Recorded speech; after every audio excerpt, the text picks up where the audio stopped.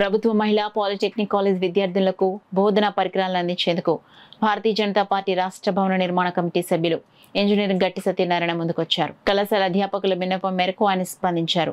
ఆయన సతీమణి పుప్పాల రామ్జీ మహిళా పాలిటెక్నిక్ కళాశాల పూర్వ విద్యార్థిని కావడంతో సామాజిక బాధ్యతగా సుమారు 35,000 రూపాయల విలువైన పరికరాలను అందిస్తున్నామని గట్టి సత్యనారాయణ వెల్లడించారు. కళాశాల అధ్యాపకుల విన్నపం మేరకు ఆయన స్పందించారు. ఆయన సతీమణి పుప్పాల రామ్జీ మహిళా పాలిటెక్నిక్ కళాశాల పూర్వ విద్యార్థిని కావడంతో సామాజిక బాధ్యతగా సుమారు 35,000 రూపాయల విలువైన పరికరాలను అందిస్తున్నామని గట్టి సత్యనారాయణ వెల్లడించారు. విధంగా ఈ రోజు జీపీటీలో కూడా నా సతీమణి తరపున ఇవ్వడం కూడా నాకు గర్వకారణంగా అనిపించింది.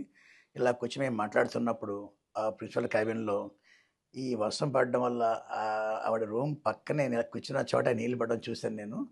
ఏంటి మేడం అంటే వాళ్ళు చెప్పారు, మేడం ఏంటంటే ఇది మాకు వర్షం వస్తే ఇబ్బంది జరుగుతుందన్నారు.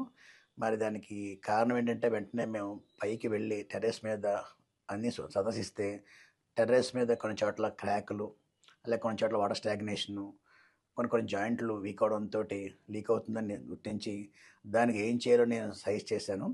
అంతేకాకుండా ఈరోజు ప్రొద్దుటే ఆర్మ్ డిపార్ట్మెంట్ వాళ్ళు ఆధ్వర్యం ఉంటుంది కాబట్టి వాళ్ళు కూడా వచ్చి దానికి ఎస్టిమేట్ చేసి చెప్తున్నారట. సో డిపార్ట్మెంట్ వెంటనే దానికి స్పందించి ఆ రిపేర్కి అటెండ్ అవుతే మనం వాళ్ళకే మంచి జరుగుతుంది. కాలేజీ బిల్డింగ్ కూడా స్ట్రాంగ్గా పాడవకుండా ఉండే అవకాశం ఉంటుందని నేను వాళ్ళని వెంటనే అటెండ్ అవ్వాలని కోరుకుంటున్నాను. అలాగే వాళ్ళకి ఏమైనా సమస్యలు ఏమైనా వస్తే సమస్య కూడా ఏమైనా ఉంటే నేను కూడా సహాయం అందిస్తానని చెప్పి ప్రామిస్ చేయడం జరిగింది. వాళ్ళు ఆనందపడ్డారు. అందులో భాగంగానే మేము ఇప్పుడు మీకు తెలిసిన విషయమే, ఈ రాష్ట్రీయ స్వయం సేవక్ స్టార్ట్ చేసి 100 ఏళ్ళు మన విజయదశమి పూర్తయింది. ఆ సందర్భంగా ఈ శతాబ్ది వేడుకలు జరుగుతున్నాయి.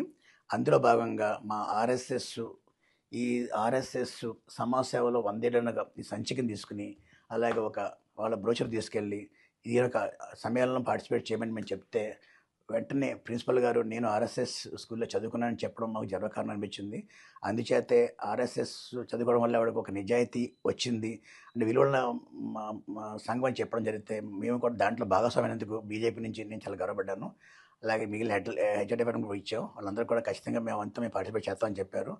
ఇదే విధంగా ఈ కాలేజీ అభివృద్ధి పథకంలో మేమే కాకుండా పూర్వ విద్యార్థులు కూడా తమ వంతు సహాయం చేసుకుంటే తన నెక్స్ట్ జనరేషన్స్కి అలాగే తను మిగిలిన స్టూడెంట్స్కి ఎంతో హెల్ప్ అవుద్దని నేను విన్నవించుకుంటూ విద్యార్థులు ఎక్కువ ముందుకు రావాలని, ప్రభుత్వం కూడా అందులో టెక్నికల్ ఇన్స్టిట్యూట్స్కి సహాయం అందించాలని, ఎందుకంటే వాళ్ళకి ఎక్విప్మెంట్ చాలా అవసరం, ప్రాక్టికల్ చాలా అవసరం.